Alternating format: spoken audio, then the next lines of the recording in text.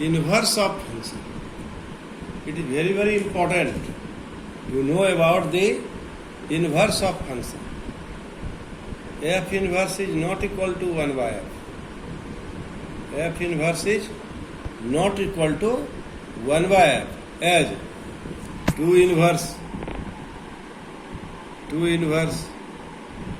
is equal to 1 by 2. X inverse is equal to 1 by x.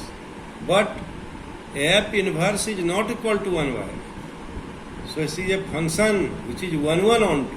So try to understand. Now I want to explain this function by diagram. Here you see x and y are two non-empty sets. And what do you observe? You observe that every element of x has unique and distinct. This distinct is very important. Unique and distinct. Distinct means 1 1. Alone. So, different. So, this function is 1 1 and on 2. Of course, if we consider the figure second, then what do we observe?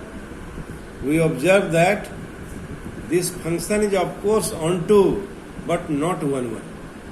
So if we here try to listen me carefully, here in this case in first figure, if we take also a function from y to x and it is denoted by f inverse, then what do we observe?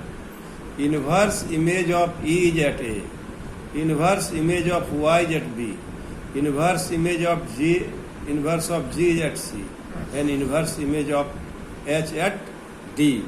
So it is also a function, and this function is known as invertible function.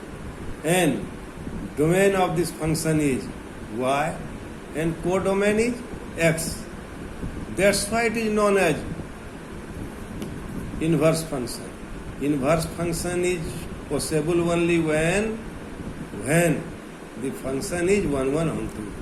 Make it clear from figure 2. What do you observe? Figure 2 is on 2 but not 1 1.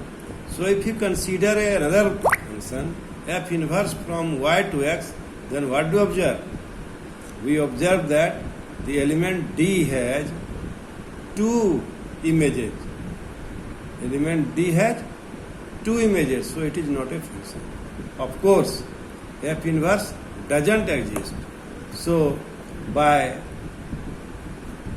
taking knowledge of these two figures, now we can conclude that function is invertible only when it is 1 1 and on 2. Keep in your mind and always try to remember the 1 1 on 2 function is invertible. So now I want to solve some problem. I hope you understood the concept.